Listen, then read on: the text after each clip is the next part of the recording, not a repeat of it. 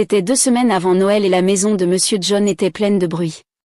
Les enfants couraient dans tous les sens, excités par leur voyage au village, ne sachant pas le genre de mal qui les attendait. Ce n'était pas leur première fois, même si chaque année ils rentraient chez eux pour Noël, et c'était la seule fois qu'ils voyaient leur famille au village. Les enfants adoraient ça parce que le village était plein d'air frais, de grands arbres et des cousins avec qui jouer. Ils ne savaient pas que cette année serait différente, et d'une manière terrible et tragique.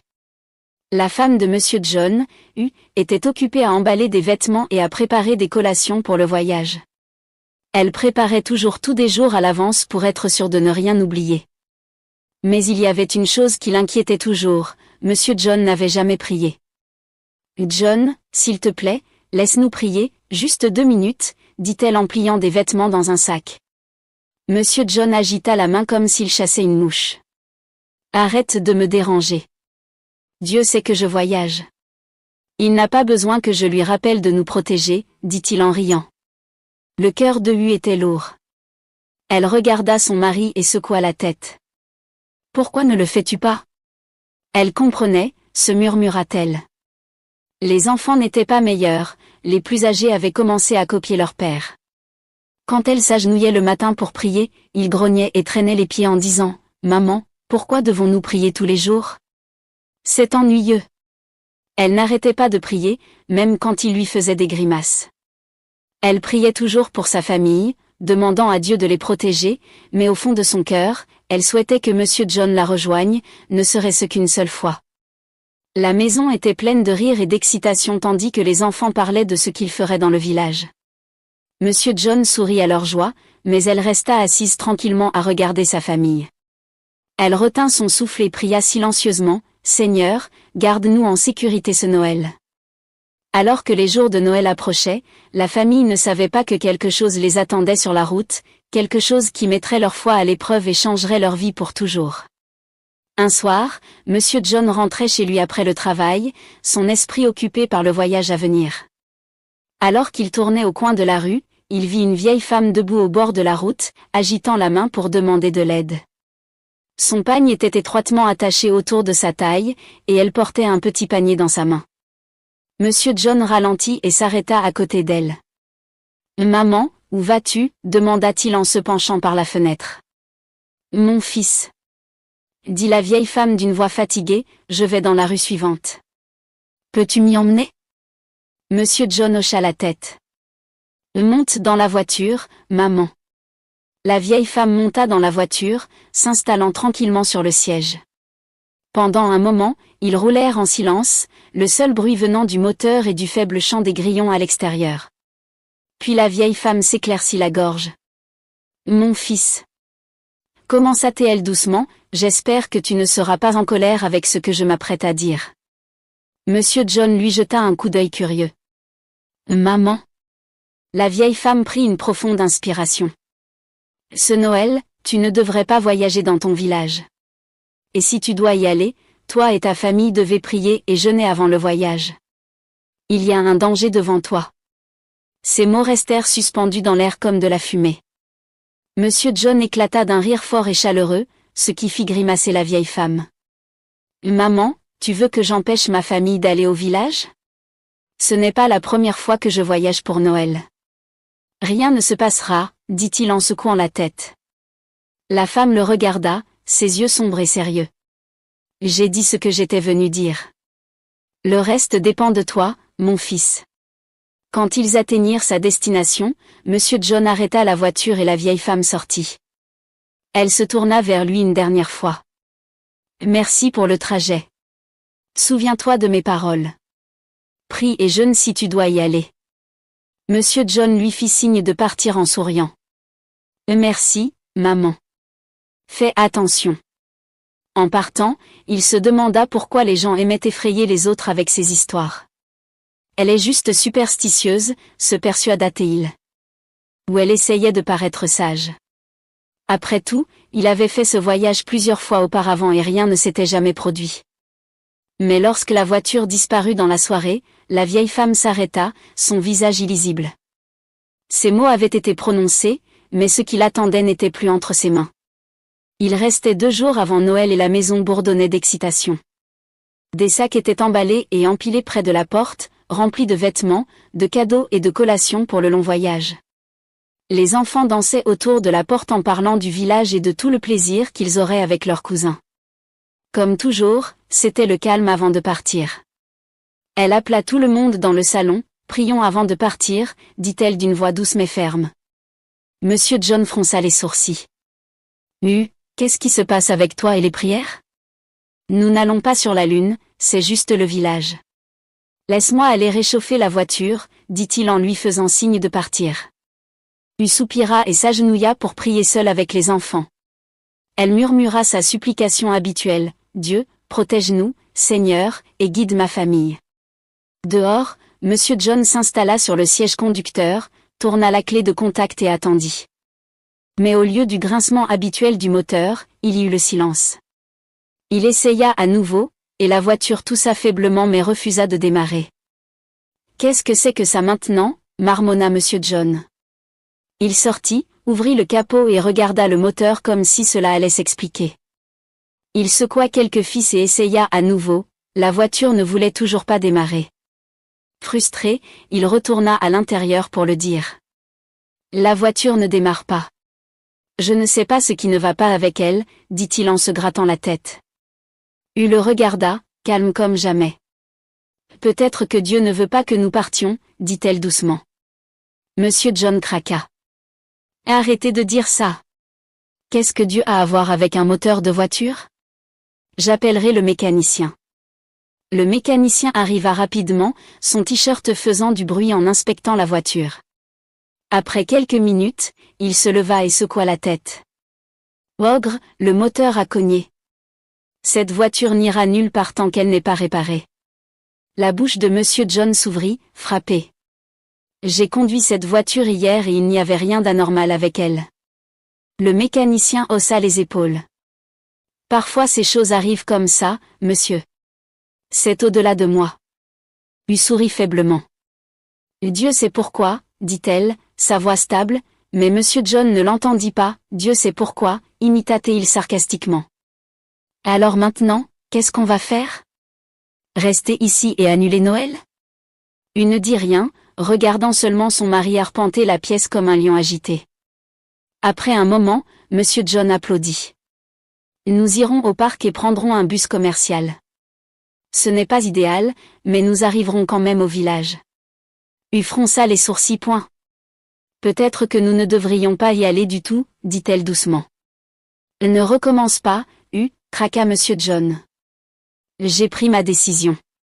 Et avec ça, l'affaire était réglée. Les sacs furent remballés pour le bus, et les enfants, toujours excités, se préparèrent pour le voyage. Mais le cœur de était lourd, et elle pria silencieusement que le Seigneur prenne le contrôle. Cependant, ce que Monsieur John et sa famille ne savaient pas, c'est que tout le monde n'était pas content des visites annuelles de Noël. Loin dans le village, l'air était calme, mais le cœur de Mama Amaka était plein de bruit. Elle était assise devant sa maison debout, regardant la route poussiéreuse, son visage tordu d'amertume. Chaque année, Monsieur John et sa famille arrivent comme des rois, leur voiture brillante attirant tous les regards. Sa femme et leurs enfants ont l'air si bien nourris et heureux. Pendant ce temps, mes 4 fils peuvent à peine se permettre de rentrer à la maison, et quand ils le font, c'est sur de vieux vélos ou à pied. Mama Amaka serra le poing. Pourquoi chaque Noël doit-il être consacré à John, marmonna-t-elle. Son cœur bouillonna de jalousie, et elle décida que cette année serait différente. Elle appela son amie la plus proche, Mamaïse. « Sœur, » dit-elle à voix basse, « je ne peux plus le supporter cette année. Ce garçon et sa famille ne viendront pas ici pour montrer leur richesse. » Mamaïse, dont la langue était plus acérée qu'un couteau, hocha la tête. « Tu as raison, Amaka. Il est temps que tu fasses quelque chose à ce sujet. » Sans perdre de temps, Mama Amaka et Mamaïse s'enfoncèrent dans la forêt où vivaient les sorcières du village. Le chemin était sombre, avec des arbres penchés comme s'ils écoutaient. Quand elles atteignirent la hutte de la sorcière, un vent froid souffla, faisant ramper leur peau. La chef des sorcières, une vieille femme au visage aussi ridé qu'une feuille sèche, les salua. « Pourquoi êtes-vous venus ? Sa voix résonna comme le tonnerre. Mama Amaka s'agenouilla sur le sol, sa tête penchée. J'ai besoin de ton aide. Mon beau-fils John ne doit pas atteindre ce village vivant. Son succès nous a fait honte à moi et à mes enfants pendant trop longtemps. Les sorcières rirent, leur gloussement sonnant comme du verre brisé. C'est tout, dit la chef, ses yeux brillants. Considère que c'est fait. Elles se rassemblèrent autour d'un pot bouillonnant d'un épais liquide noir. L'une des sorcières jeta un morceau de tissu. Mama Amaka avait apporté un morceau de chemise de John de sa dernière visite. Une autre ajouta des cendres, marmonnant des mots qui tordirent l'air. La chef leva la main, et la pièce devint silencieuse. Ils n'atteindront pas ce village vivant. Un accident mortel les attend sur la route. Le cœur de Mama Amaka gonfla de joie noire. Elle remit quelques pièces en guise de paiement, et les sorcières rirent en préparant la malédiction finale. « C'est fait, dit la chef, sa voix froide comme la pierre. Mama Amaka rentra chez elle cette nuit-là, son visage calme mais son cœur dansant. Elle pouvait déjà l'imaginer, la voiture de John s'écrasant, sa famille disparue, les villageois en deuil. Enfin, il n'y aurait personne pour éclipser ses fils. De retour en ville, tôt le lendemain matin, Monsieur John et sa famille arrivèrent au parc. L'endroit était animé par des vendeurs et des voyageurs qui criaient, vendant du pain, des sachets d'eau et du maïs grillé. Les enfants s'accrochaient à leurs sacs, leur excitation bouillonnant alors qu'ils regardaient les bus se charger de bagages. Monsieur John, tenant les billets, conduisit sa famille à un bus. Ce n'était pas aussi confortable que leur voiture, mais cela les amènerait au village. Alors qu'ils s'installaient dans leur siège, la voix d'Ou interrompit le bavardage. S'il vous plaît, prions avant que le voyage ne commence, dit-elle en se levant et en regardant les passagers. Certaines personnes hochèrent la tête et fermèrent les yeux, tandis que d'autres l'ignorèrent en chuchotant. Le visage de Monsieur John devint rouge d'embarras. « Assieds-toi, siffla-t-il. Tu m'embarrasses. Ce sont les transports en commun, pas l'église. » Mais elle n'écouta pas. Elle ferma les yeux, sa voix ferme et constante, « Seigneur, protège-nous pendant ce voyage. Couvre ce bus et tous ceux qui sont à l'intérieur. Amen. » Quelques passagers murmurèrent « Amen », tandis que d'autres roulèrent des yeux.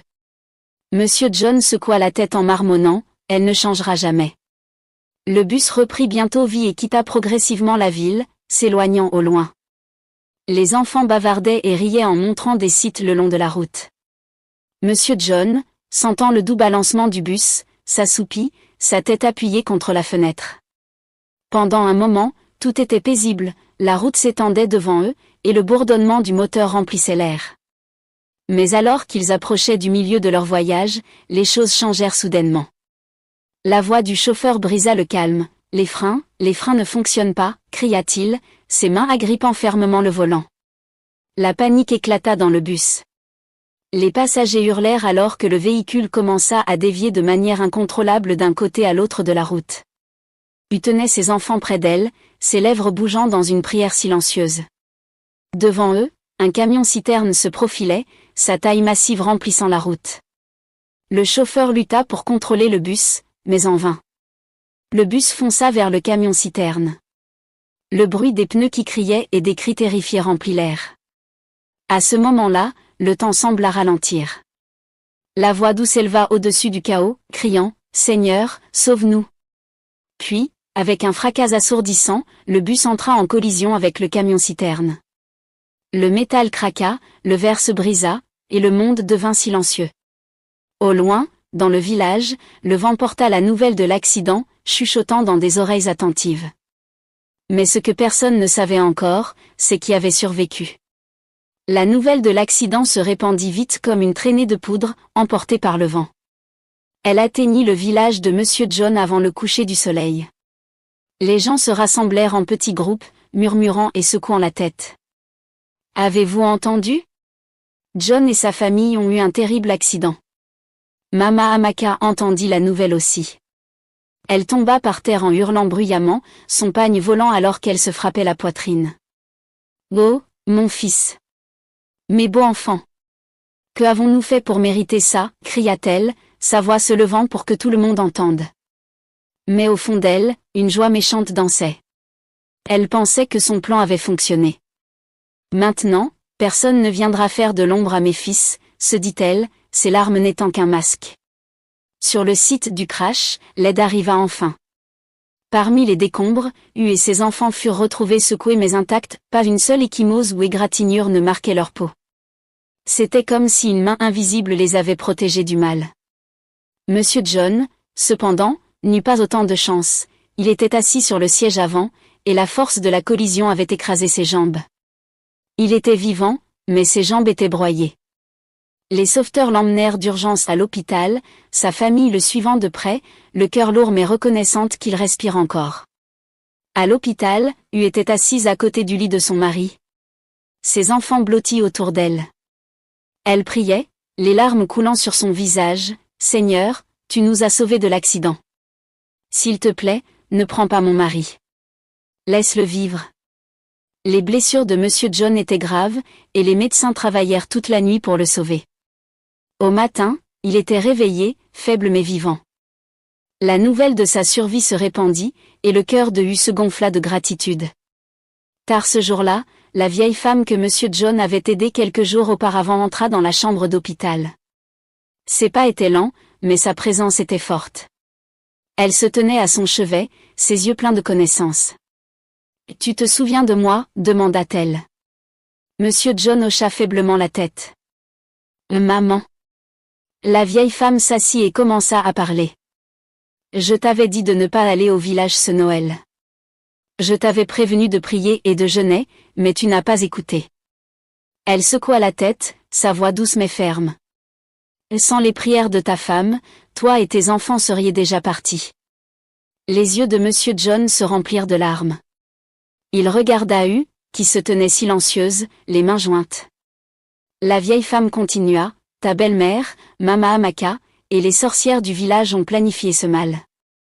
Elles t'ont maudit, mais Dieu est plus grand que leur plan. Ce sont les prières de ta femme qui ont construit un bouclier autour de ta famille. Monsieur John fondit en larmes. J'étais stupide, dit-il, sa voix tremblante. Je n'ai pas écouté. Je n'ai pas prié. La vieille femme posa sa main sur son épaule. Que cela soit une leçon. Ne sous-estime jamais le pouvoir de la prière. N'ignore jamais les avertissements de Dieu. À partir de ce jour, Monsieur John changea. Une fois sorti de l'hôpital, il devint un homme nouveau. Chaque matin, il était le premier à appeler sa famille pour les prières, s'agenouillant à côté de Hu et remerciant Dieu pour sa miséricorde. Le dimanche, il était toujours le premier à l'église, sa voix la plus forte pendant le culte. Quant au village, Monsieur John n'y retourna plus jamais pour Noël. Le souvenir de ce qui s'était passé et la connaissance de la trahison de sa belle-mère l'en éloignèrent. Ce ne fut que des années plus tard, après le décès de Mama Amaka, qu'il visita le village à nouveau, cette fois avec un cœur humble et un esprit reconnaissant. L'histoire de l'accident de Monsieur John et de sa survie miraculeuse se répandit partout. Elle devint une leçon pour beaucoup, un rappel que la prière est l'arme la plus puissante contre les dangers invisibles, et que tout le monde ne se réjouit pas de votre succès. J'espère que vous avez apprécié l'histoire. Si c'est le cas, aimez la vidéo, commentez ce que vous avez appris du conte, et n'oubliez pas de vous abonner à la chaîne pour plus de contes enchanteurs comme celui-ci. Merci.